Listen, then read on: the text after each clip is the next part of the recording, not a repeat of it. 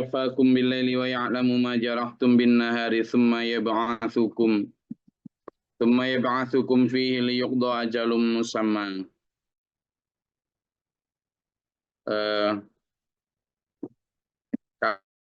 Kalimat kalau tidur itu memang memakai kalimat yang sama dengan mati, wafat.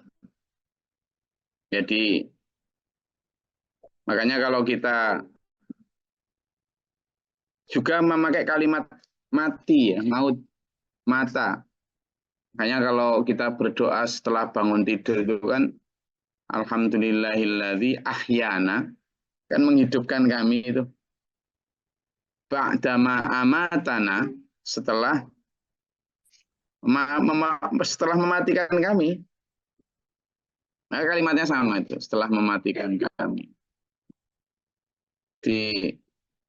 Kita itu dilepaskan kan ruh kita itu setelah pada saat kita tidur itu kan kayak separuh dilepaskan dari jasad kita karena kita tidak tahu apa yang terjadi pada saat kita tidur. Itu aja kekuasaan Allah ya. Jadi dialah Allah yang melepaskan ruh kalian ketika tidur ini ya pada malam hari. Dan juga kemudian dia juga yang mengetahui majarahtum, apa yang kalian lakukan bin nahari pada saat siang hari. Nah, berarti Allah juga yang membuat kita tertidur, Allah juga yang membuat kita terbangun. Karena kalau Allah berkehendak, Allah juga yang mampu membuat kita tidak terbangun. Makanya ketika bangun dari tidur kan kita doanya, alhamdulillah. Ya Allah, segala puji bagimu, syukurku kepadamu. Karena engkaulah yang membangunkan aku. Yang mengizinkan aku tetap bangun menikmati sinar matahari. Yang mengizinkan aku untuk bangun dan melihat kembali dunia dan keluargaku. Itu bersyukur kita ya. Makanya begitu bangun itu jangan nyari HP. Bangun kok yang dicari HP, gimana? Bangun itu yang dicari Allah. Apa? Untuk bersyukur.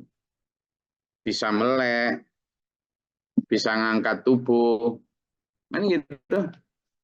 Gitu loh.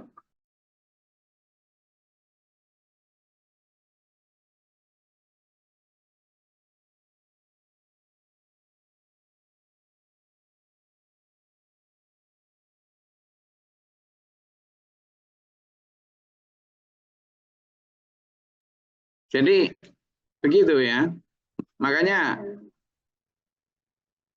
kalau Allah kita ingat dan kita benar-benar imani sebagai pembangun kita ketika pagi dan penidur kita ketika malam, maka ketika bangun dan ketika kita bisa tidur selalu bersyukur ya. Loh sampean kalau nggak bisa tidur, insomnia, duh ribet, waduh doh, iya kan? Siapa coba yang pernah nggak bisa tidur? Coba ngaku. Siapa yang pernah kesulitan tidur? Hah? Siapa? Ayo angkat tangan. Pada waktu sakit. Pada waktu sakit. Pada waktu sakit. Pada waktu apa lagi? Pada waktu apa biasanya? Kerjaan banyak, Gus. Kerjaan banyak apa? Apanya yang banyak, Gus? Masalah Gus. Apa balik?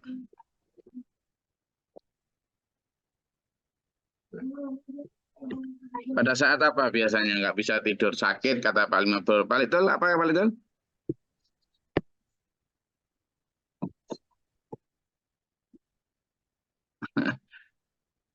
Pada saat kakean pikiran, apalagi? Biasanya paling yang bikin nggak bisa tidur mikir apa? Was-was, Gus. Was-was. Lah ya was-was mikir apa? Pak Jo, Mas Marhaban.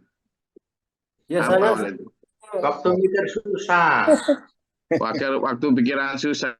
Susah apa? Ya Pak, susah segala macam-macam pemikiran.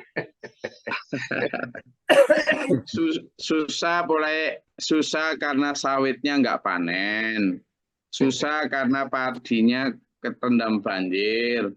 Susah karena harga komoditas turun. Susah karena utang ya. Nggak bisa tidur. Tapi yang paling banyak ya karena sakit ya. Ada gangguan dalam metabolisme tubuh. Ini disebut insomnia. Nah, kalau Allah ngasih gitu loh kita bisa apa? Paling ya bisa minum obat tidur. Ada orang yang bahkan karena sakit banyaknya pikiran, tidak bisa mengendalikan itu, dia tiap kali tidur itu memerlukan obat tidur tuh. Ada. Lah sampean dan saya yang diberi Allah enak tidur. Jangankan ketemu bantal. Ketemu jok mobil langsung krok, krok gitu. Jangankan ketemu jok mobil. Baru ketemu tempat duduk di orang hajatan ya langsung krok. Ada itu. Ada sih teman saya, sama enggak kenal. Jadi itu nikmat. Gimana sampean itu? Nggak peduli dia. Sebenarnya orang-orang kayak gitu itu orang yang paling bisa menikmati hidup tanpa harus rumah mewah, ya kan? Tanpa harus spring bed mahal.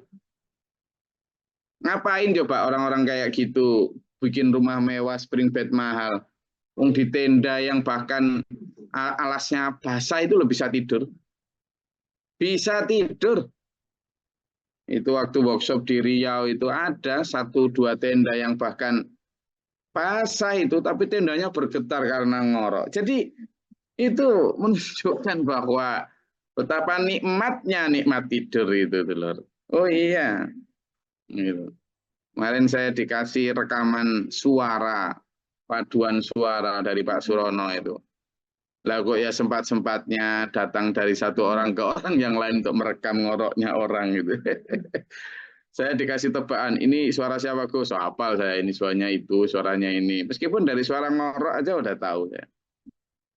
Jadi sampean dan saya tuh loh, dikasih tidur itu nikmat. Ayat ini sebenarnya memberi kita pertama proklamir dari Allah bahwa kamu itu yang mewafatkan dalam konteks menidurkan di malam hari dan kemudian membangunkan kamu di siang hari, dan Allah tahu jarahtum apa yang kalian kerjakan. Allah tahu semua. Kan ini. Tsumma yab'atsukum fihi. Kemudian juga membangkitkan atau membangunkan kamu lagi di siang hari. Itu apa? Pergantian siang dan malam. Ya.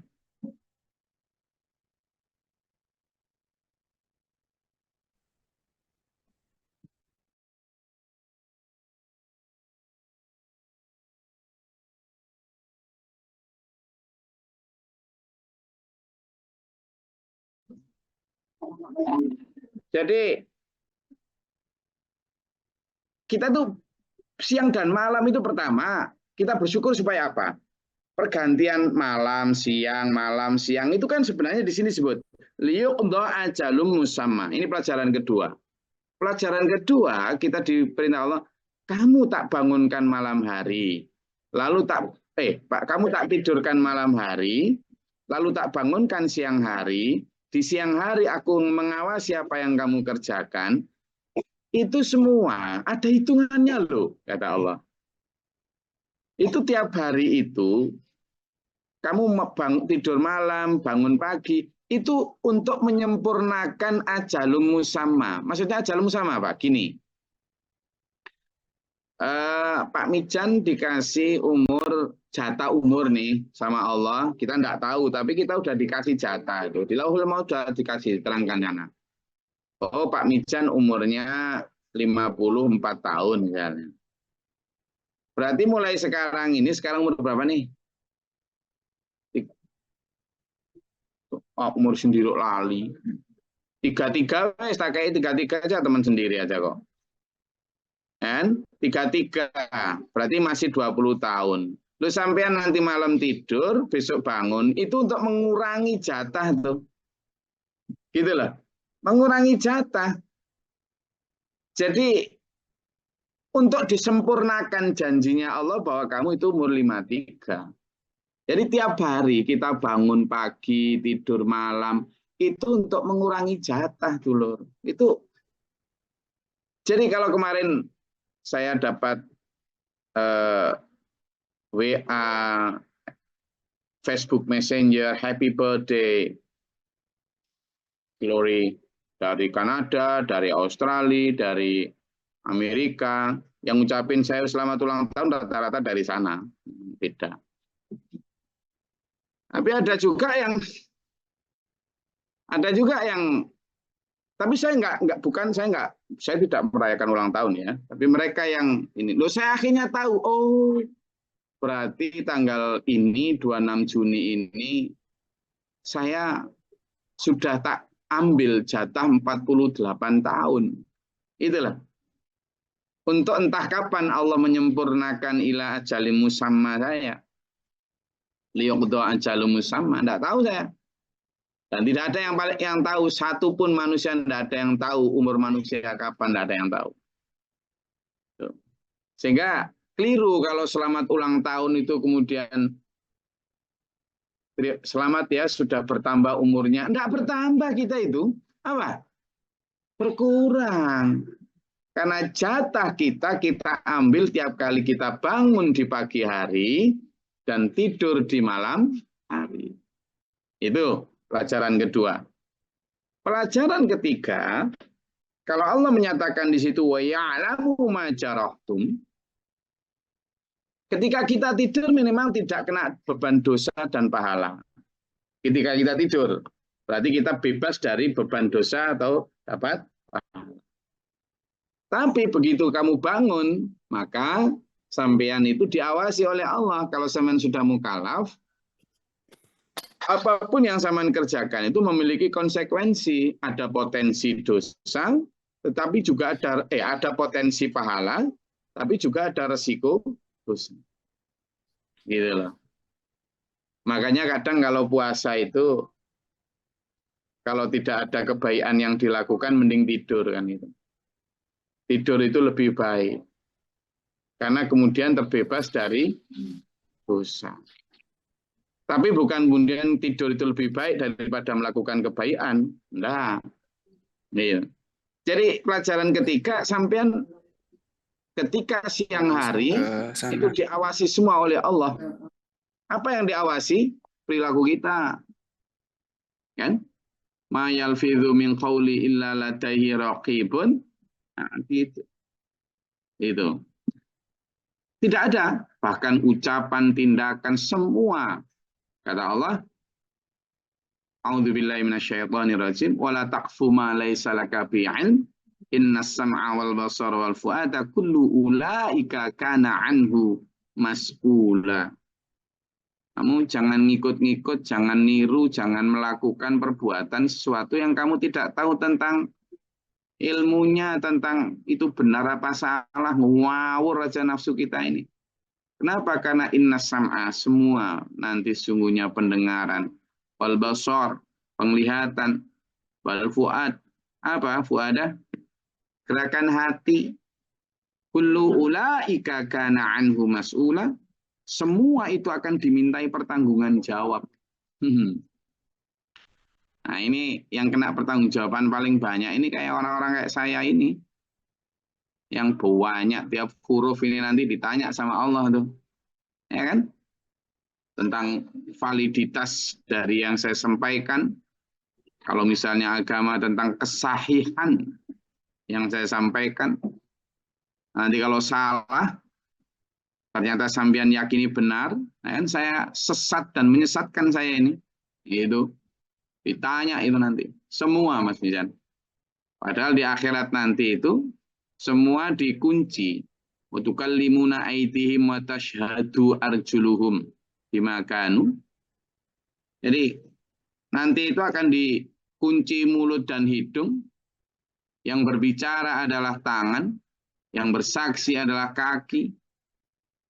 Gitu ya. Jadi sekali lagi di sini disebut summa ilaihi marji'ukum summa yunabbi'ukum bima kuntum ta'malun. Setelah pergantian siang dalam malam, pelajaran yang keempat adalah setelah sambian malam tidurkan, siang dibangunkan, ya toh?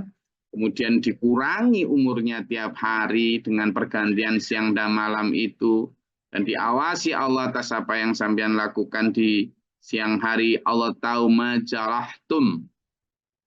Lalu yang keempat, sambian juga harus tahu bahwa in the end of everything, sampean akan nyampe kepada final destination atau finish kita apa? Al-maut. Mati. Nanti kita dikembalikan semuanya dulu, dikembalikan.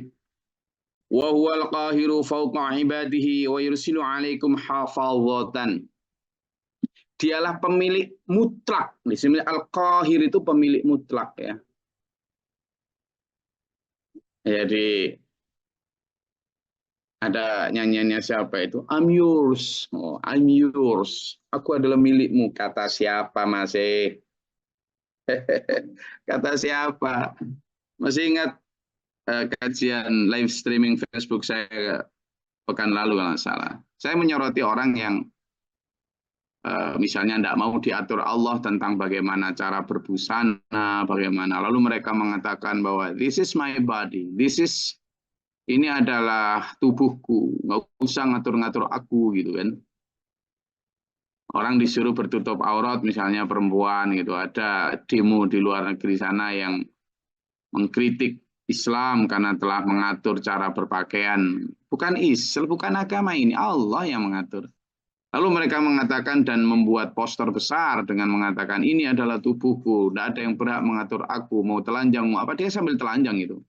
Tidak pakai apapun itu. Pertanyaan saya simpel tuh.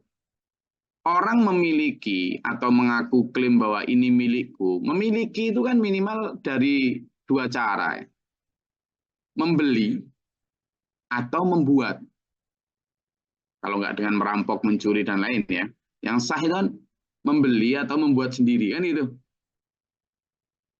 Nah kalau saya menyatakan bahwa tubuh ini milikmu, kapan kamu membeli?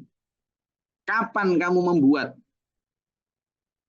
Kok terus kemudian kamu proklaim bahwa itu milikmu, lalu tidak mau diatur sama yang maha kuasa, kamu pengen ngatur dirimu sendiri, disuruh berbaju tidak mau, pengennya telanjang bulat gitu kan.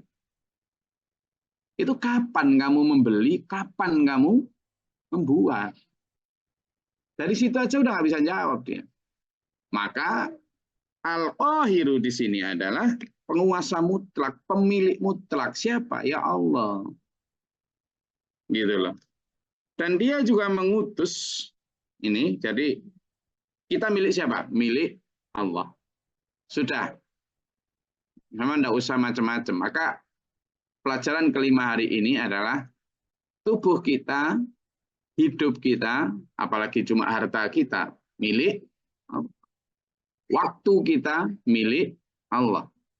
Dan kita sudah mendapatkan ajalul musamma. Apa? Waktu yang telah ditentukan. Sampean dan saya ya, misalnya nggak mau taat sama Allah. Kan kita ini ka'annaka ta'isyu abadan. Seperti sampean itu mau hidup selamanya. Padahal yang punya batas waktu siapa? Ya Allah. Siapa yang bisa mengatakan bahwa saya ingin hidup 100.000 tahun lagi? Tidak ada. Sesakti apapun. Brahma Kumbara yang dulu di Saindiwara itu kan. Kemudian gurunya namanya kakek Manik Astangina. Lalu ada gurunya lagi, Mamang Kuraya. Ada gurunya lagi, siapa? Prabu Siliwangi atau apa? Yang katanya nggak pernah mati. Nggak ada orang nggak pernah mati ya. Maka Allah yang memiliki hak mutlak, pemilik mutlak kita. Makanya dalam Takbiratul Ikram, sebagian di antara kita lah membacanya itu. Inna sholati wa nusuki wa mahyaya wa mamati lillahi rabbil alamin. Semuanya ibadahku, Salatku, hidupku dan matiku adalah milik Allah. Sudah, no doubt, no discussion. Itu sudah mutlak, no debat, tidak ada, sudah milik Allah. Tsumma yunabbi'ukum itu di situ di mana? Wa yursilu alaikum yang ke pelajaran ke-6, dan Allah mengutus malaikatnya untuk mencatat semua amal perbuatan kita. Gitu ya. Coba dibuka di surat Qaf ini untuk mendukung ayat ini ya. Ya. Jadi di surat Qaf ayat 18.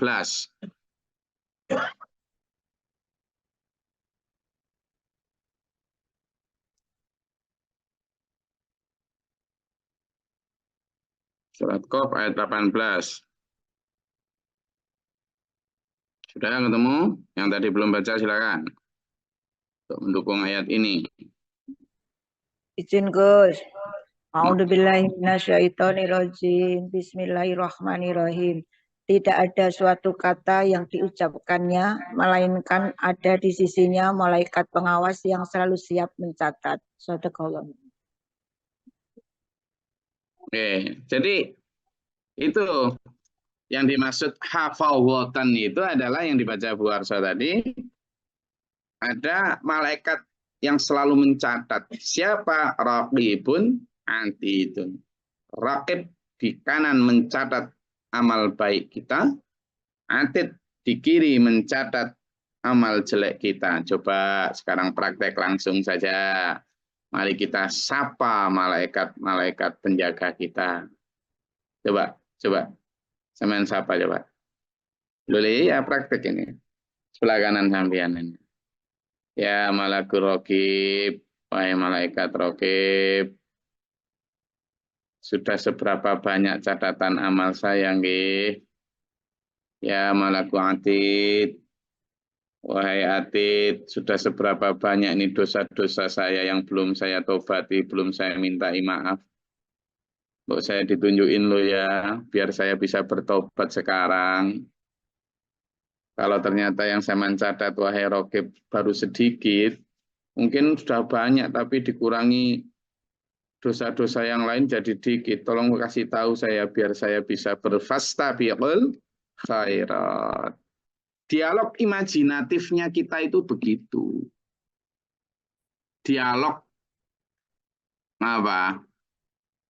Dalam bayangan kita itu begitu. Sehingga kita itu ketika amantu billahi wa malaikatihi, Allah, saya beriman kepada Allah dan pada para malaikat. Iman malaikat itu dalam a'malu bil arkannya, dalam perbuatannya, ya kita menyadari bahwa ada malaikat yang mendampingi kita.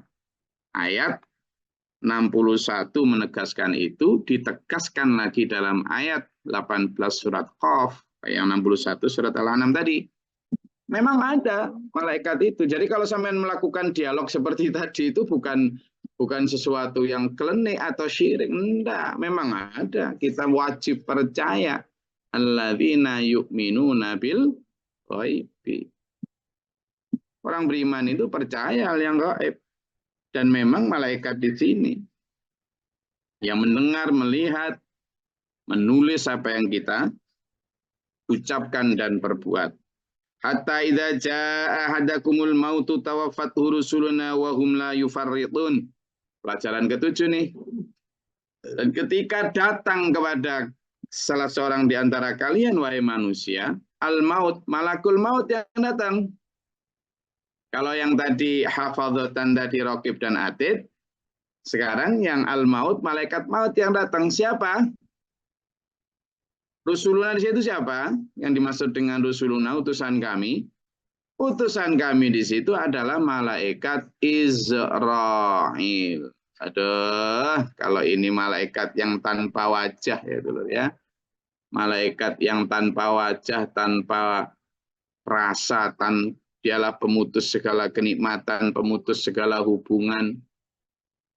Ini malaikat maut yang datang.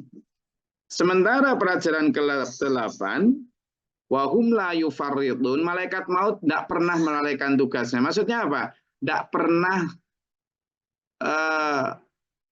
selisih satu detik pun dari apa yang sudah ditetapkan Allah. Detik ke-8, jam ke-6, hari ke-6, misalnya hari ke-5, jam ke-5, detik ke-8, tanggal sekian bulan ini, si fulan harus sudah kembali ke pangkuanku, kata Allah. Dipanggil. Siapa yang datang? Malaikat Israel. Begitu datang, si fulan ditanya, aku datang untuk mencabut nyawamu. Terus si fulan bilang, maaf saya belum siap. Nggak siap dengan bahasan itu. Terus malaikat Israel balik, ya sudah sepurane yang banyak.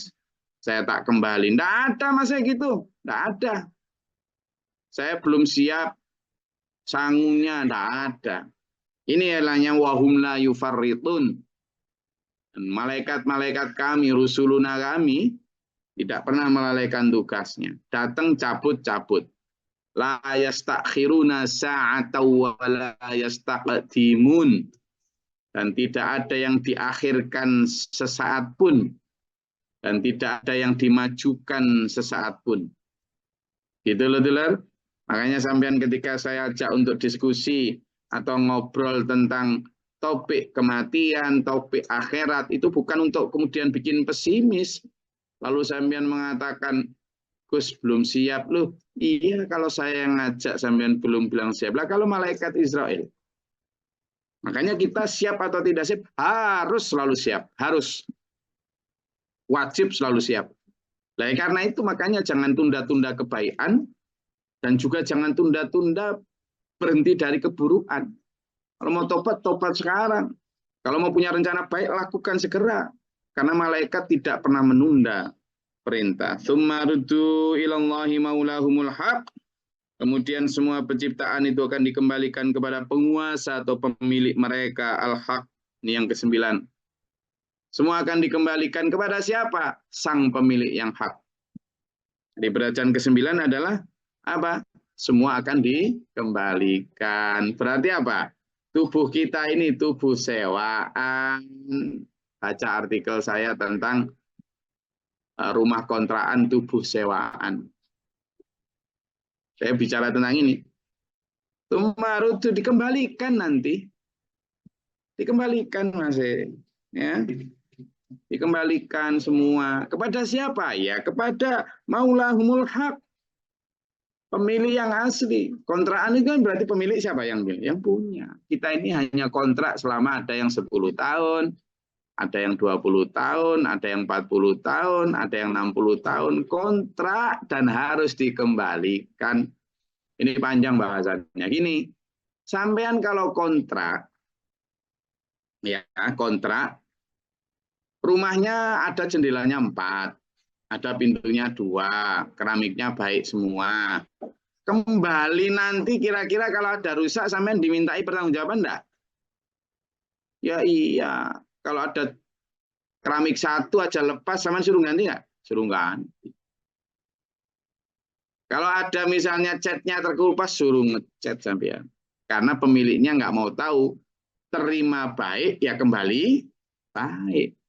Nah kalau sampean kemudian sekarang sewa kontrak tubuh ini kepada Allah, ruh ini dulu lahir dalam keadaan fitrah, kullu mauludu yuladu 'alal fitrah, setiap kelahiran itu dalam keadaan suci, lalu ruh zaman selama di dunia ini, majarohtum tadi, itu ternyata kotor oleh dosa riya, ujub, sum'ah, dengki, amarah, dendam, cinta dunia, kotor, rusak semua ruh ini, balik kepada Allah.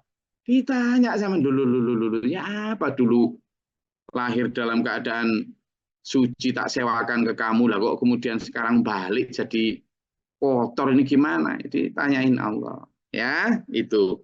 Ala lahul hukmu wa huwa asraul hasibin. Pelajaran ke-12 itu adalah satu tentang bahwa hanya kepada Allah lah semua hukum, dan yang ke-12 bahwa Allah lah yang secepat-cepat penghitung hisab. Nanti makanya cepat sebentar lagi. Meski masih 20 itu kayak lama, tapi sebentar itu loh. Gitu ya. Makanya ayo segera siap dan ayo segera prepare. Kapan Allah menyebut kita siap nggak siap, harus siap. Saya rasa itu. Alhamdulillah. Ada yang mau sampaikan?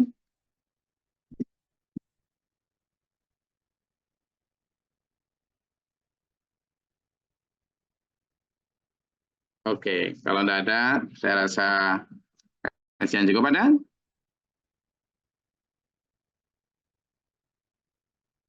Oke, itu untuk pengingat kita ya dulu ya, sebagai inilah pentingnya dan enaknya kalau kita ngaji Quran, sebagai penjelas, kemudian pembimbing diri kita, supaya tetap dalam koridor yang benar. Allah mengingatkan pagi ini tentang siapa pemilik kita, tentang siapa yang berkuasa atas kita, tentang batas-batas sewa kontrakan kita itu ada masanya.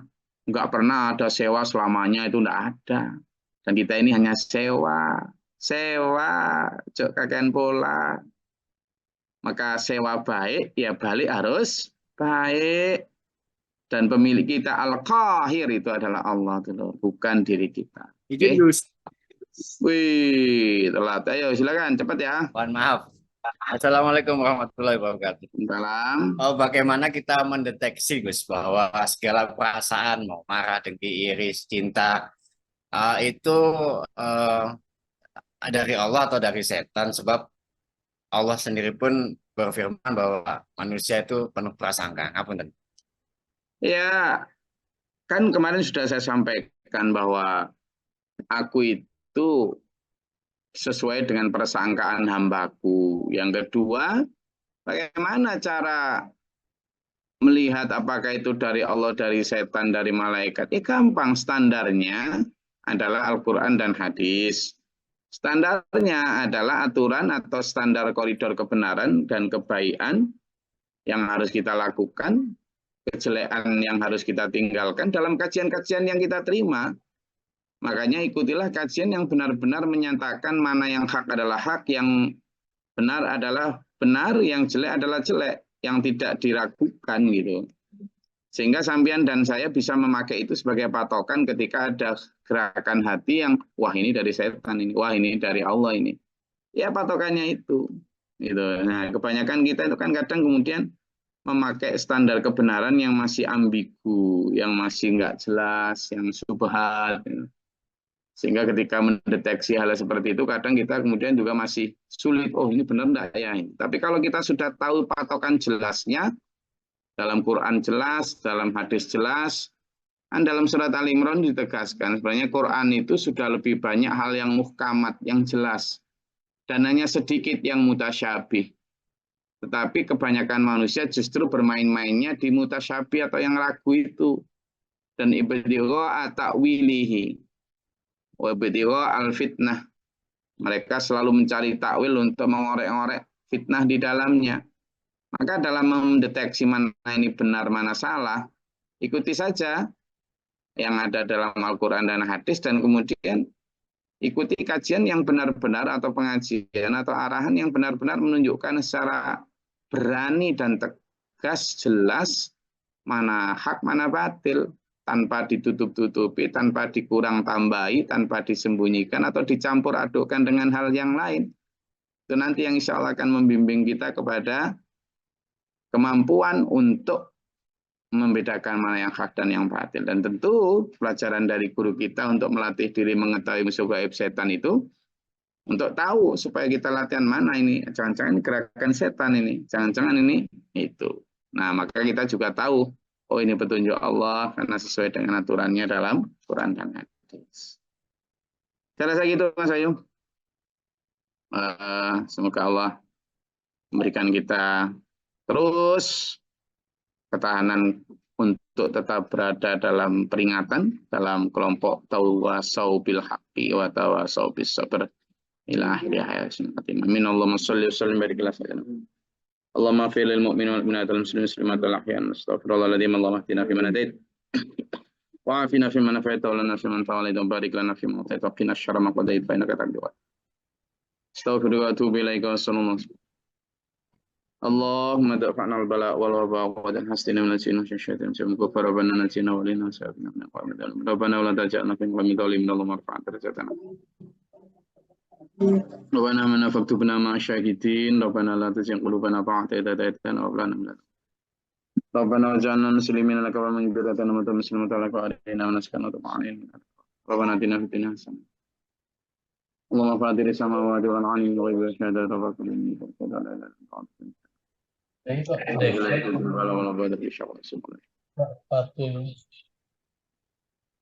سبحان ربك رب العزة عما يصفون والسلام على المرسلين رب العالمين السلام عليكم ورحمة الله وبركاته. Waalaikumsalam warahmatullahi wabarakatuh. وجعلنا